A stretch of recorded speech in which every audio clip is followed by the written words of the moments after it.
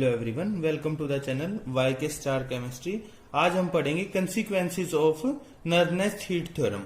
तो अगर आपने जो पिछली वीडियो नर्नेस्ट हीट थ्योरम को नहीं देखा है तो प्लीज एक बार उसको जाकर देखिएगा, उसके बाद चीजें समझने में आसान हो जाएंगे हमारे लिए। अगर चैनल पे नए हैं तो उसको प्लीज लाइक, शेयर और सब्सक्राइब जरूर कीजिएगा। तो देखते हैं हम इसकी कंसीक्वेंसेस क्या थी। तो from second law of thermodynamics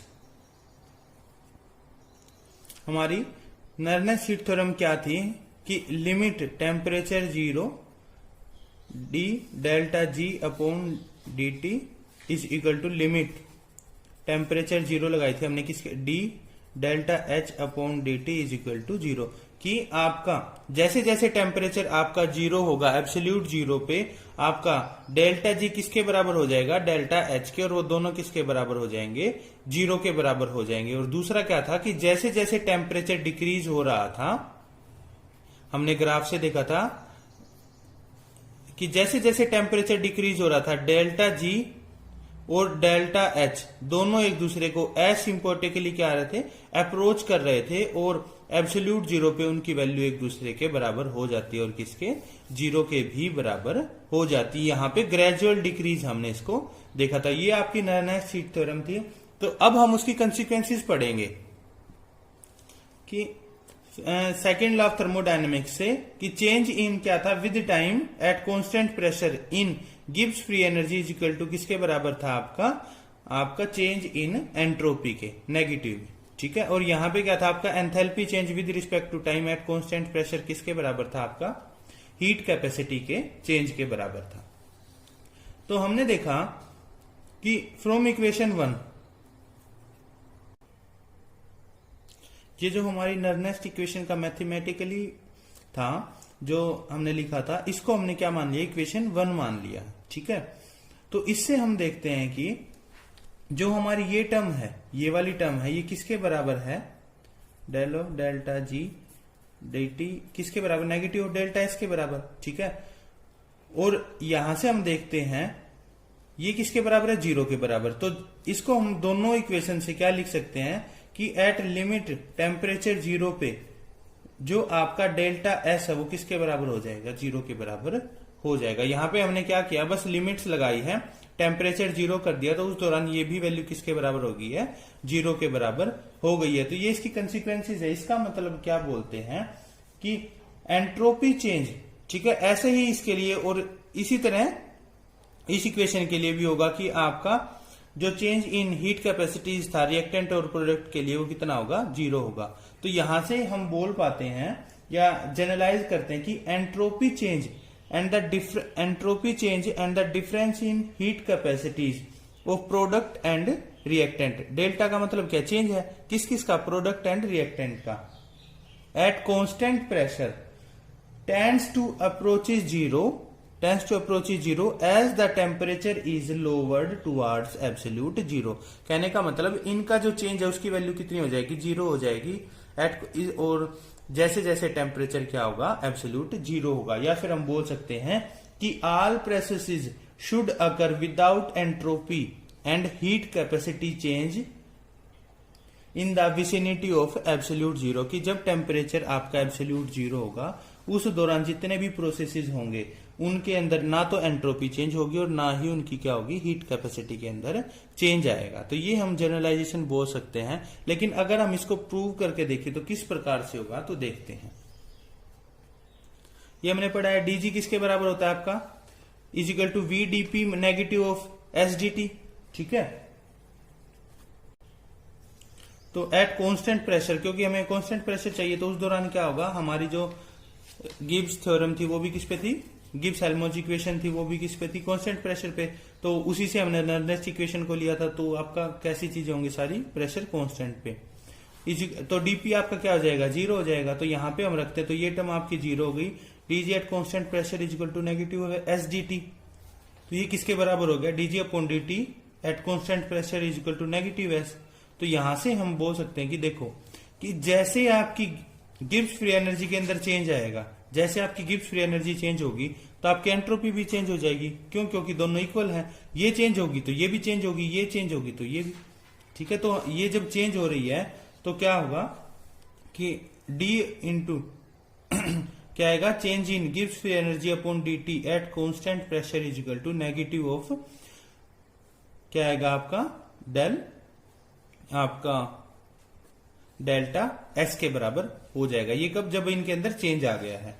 तो अब हम अगर यहां पे लिमिट्स लगाएं, लिमिट टेम्परेचर 0 इसके किसके बराबर हो जाएगा, यहां पे भी हमने यहां पे लिमिट लगाई तो यहां पे भी लिमिट लगा दी है, लिमिट टेम्परेचर 0, और ये कहां से, हमारे जो नर्नेस थ्योरम था वहां से किसके बराबर हो गया है, 0 के बराबर हो गया है। ठीक है, इक्वेशन जो हमने लिखी थी अभी उससे ये इक्वेशन लिखी थी हमने, तो यहां से हम देखते हैं कि ये किसके बराबर हो गया है, 0 के बराबर हो गया है। तो 0 के बराबर होने से क्या होगा आपका, ये क्या है आपका डेल्टा एस, मतलब चेंज इन एंट्रोपी। तो चेंज इन एंट्रोपी को हम कैसे लिख सकते हैं, S1 आपकी कोई एंट्रोपी थी S1 शुरू में, अब वो क्या होगी S2 में आ गई है, तभी तो चेंज होगा। या हम इसको बोल सकते हैं एंट्रोपी ऑफ रिएक्टेंट या एंट्रोपी ऑफ प्रोडक्ट। तो इनके अंदर चेंज इन एंट्रोपी कितना आएगा, S2 माइनस के S1। ठीक है, तो इसको हम यहां पे पुट कर देते हैं, तो limit temperature 0 negative of S2 minus के S1 इज इक्वल टू 0। तो उसके बाद क्या होगा, हम ब्रैकेट को ओपन करते हैं, तो लिमिट टेम्परेचर 0 नेगेटिव S2, या फिर आप नेगेटिव यहां लगा सकते हैं, plus negative negative positive, limit temperature 0 पे S1 इज इक्वल टू 0 के बराबर हो गया। हमने ब्रैकेट को ओपन कर दिया, तो अगर हम इसको इस तरफ ले आते हैं टर्म्स को, तो क्या हो जाएगा, लिमिट S1 टेम्परेचर 0 पे, जब आपकी लिमिट टेम्परेचर 0 है तो किसके बराबर हो गया, S2 के। ठीक है, तो अगर हम यहां से हम क्या बोल सकते हैं कि S1 is equal to S2 at absolute 0 temperature. बात समझ आई। तो यहां पे हमने क्या किया, जो हमने यहां पे इक्वेशन को बोला था, ठीक है, जो ये इक्वेशन लिखी थी, और इस लिखने के बाद जो हमने एक जनरलाइज डेफिनेशन उसके बारे में बताई थी, उसको हमने यहां पे प्रूव कर दिया है, कि S1 is equal to S2। तो अभी हम देख लेते हैं एक बार कि ये हमने उसकी कंसिक्वेंसेज में बताया था, लिमिट टेम्परेचर 0 पे डेल्टा एस किसके 0 के बराबर, और लिमिट टेम्परेचर 0 पे कांस्टेंट प्रेशर पे हीट कैपेसिटी का जो चेंज था वो किसके बराबर आ गया था, 0 के लिए। तो जैसे हमने एंट्रोपी के लिए किया वैसे ही किसके लिए, हीट कैपेसिटी के लिए भी होगा। तो हम बोलते हैं कि entropy change and the difference between heat capacities of product and reactant eight constant pressure, entropy change and difference between heat capacities of product and reactant at constant pressure tends to approach 0 as the temperature is lower towards 0। तो ये हमने बोल दिया।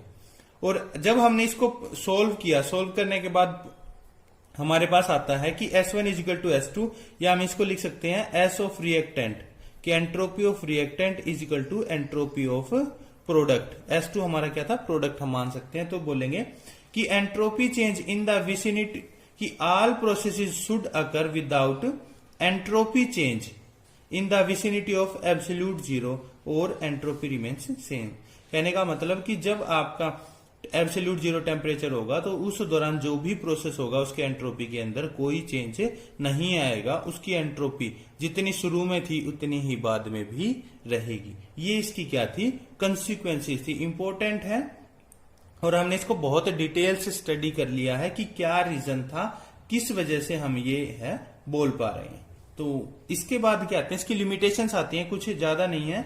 तो limitations देखते हैं कि it is valid only for solids, कि सिर्फ सॉलिड्स के लिए ही वैलिड है। इसका रीजन क्या है कि कोई भी जो गैस है वो आपकी एब्सोल्यूट 0 पे एग्जिस्ट नहीं करती है, और उसी प्रकार आपके लिक्विड्स के लिए भी ये वैलिड नहीं है। इसके अलावा एक और इसकी लिमिटेशन क्या थी कि अगर कोई सब्सटेंस 2 डिफरेंट स्टेट्स में एग्जिस्ट करता है, सपोज कर लिया है क्रिस्टलाइन और एक सुपर कूल्ड थी, ठीक है, तो क्या है कि जो इसकी कंसिक्वेंसेस के हिसाब से, तो जब इनके अंदर चेंज आ रहा है, क्रिस्टलाइन सुपर कूल्ड में चेंज हो रही है, सुपर कूल्ड क्रिस्टलाइन के अंदर चेंज हो रही है, तो उस दौरान इनकी एंट्रोपी में कोई चेंज नहीं आना चाहिए।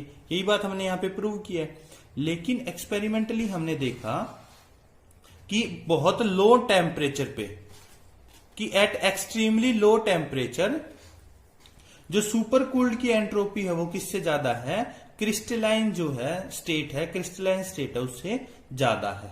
लेकिन इसके हिसाब से क्या होने चाहिए थे, इन दोनों की बराबर होनी चाहिए थी, लेकिन ये क्या है, ज्यादा है। तो इस टाइप के केसेस के लिए भी आपकी नल नेट सीट थ्योरम है वो वैलिड नहीं है। तो ये इसकी दो लिमिटेशंस को हमने देखा। अगर वीडियो आपको पसंद आई तो प्लीज लाइक और शेयर जरूर कीजिएगा और चैनल को सब्सक्राइब कीजिएगा। Thank you.